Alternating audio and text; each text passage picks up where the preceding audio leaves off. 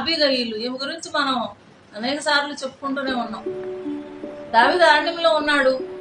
ఇతను ఆమె భర్తకి ఎన్నో విధాలుగా సహాయం చేశాడు. వారి గొర్రెల కాపుర్లకి వీళ్ళకి ఈ దావీదు గొర్రెల కాపుర్లకి తగాద అయితే ఆయనే తీర్చాడంట, ఈయన క్షమించేశాడంట.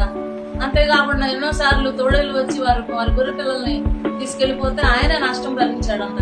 అందుకని ఏమన్నాడంటే, అయ్యా మరి ఇక్కడ మనం అరణ్యంలో ఉన్నాం, భోజనం లేదు, దగ్గరలో మరి భాగ్యవంతులు ఆస్తి గలవాడు నాబాలు ఉన్నాడు, అతని దగ్గరికి పంపిస్తున్నాను, మరి మనందరికి భోజనం పంపమని చెప్పండి. ఏం అడగల ఆయన, ఆస్తులు అంతస్తులు అడగల, భోజనమే అడిగాడు. దీనికి వాడేం చేశాడు, దోషం మాట్లాడి వచ్చిన వాళ్ళని పంపించేశాడు నాబాలు. పైగా ఆడవాడు ఈడేవాడు అని మాట్లాడాడు. ఆ అనుచరులు వెళ్ళిపోయి దావీదుకి చెప్పారు. దావీదు కోపం వచ్చేసి లోపు నాబాలు సంపదలు ఒక్కరు కూడా ఉండటానికి లేదు, మగవాడు అనేవాడు 400 మందిని తీసుకొని 200 మందిని ఆయుధాల దగ్గర కాపలా ఉంచి బయలుదేరాడు. ఈయన వస్తున్నట్టు పనివాడికి తెలిసింది, అబీగయీలు ఇంట్లో పనివాడికి. తెలియగానే వాడు వెళ్ళి అమ్మ ఇట్లా సంగతి అంట, మరి మన యజమాని ఇట్లా చేశాడంట, ఆయన దావీదు గారు మరి యుద్ధానికి వస్తున్నాడు మన యజమాని మీదకి, ఈ సమయంలో నువ్వు ఏదైనా మంచి ఆలోచిస్తే బాగుంటది అన్నాడు. వెంటనే వెళ్ళిపోయి తాను చేయవలసిన మంచి పదార్థాలన్నీ సిద్ధం చేసేసింది. 5 వానికలు వేసిన ధాన్యం, 5 గొర్రెలు వండిన మాంసము, అలాగే అంజూరు పడలు, ద్రాక్ష గెలలు, ఇవన్నీ కూడా గాతమూల మీద వేయించేసి పని వాళ్ళకి ఇచ్చి పంపించేసింది. పొలిమేరల దగ్గర వెళ్ళేసరికి దావీదుని ఏం కూడా ఎదుర్కొంది.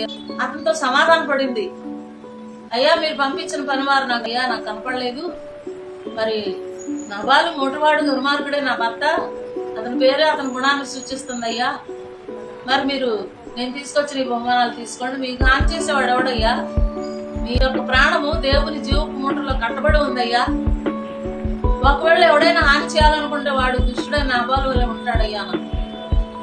దావీదు సంతోషపడ్డాడు. ఆమె తీసుకెళ్లిన బహుమానాలు తీసుకుని ఆమె దీవించేసి ఇతను వెళ్ళిపోయాడు. ఆమె ఇంటికి వచ్చేసి ఆ రాత్రి అంతా ఏమి చెప్పలేదంట అబీగయీలు నాబాలుతో.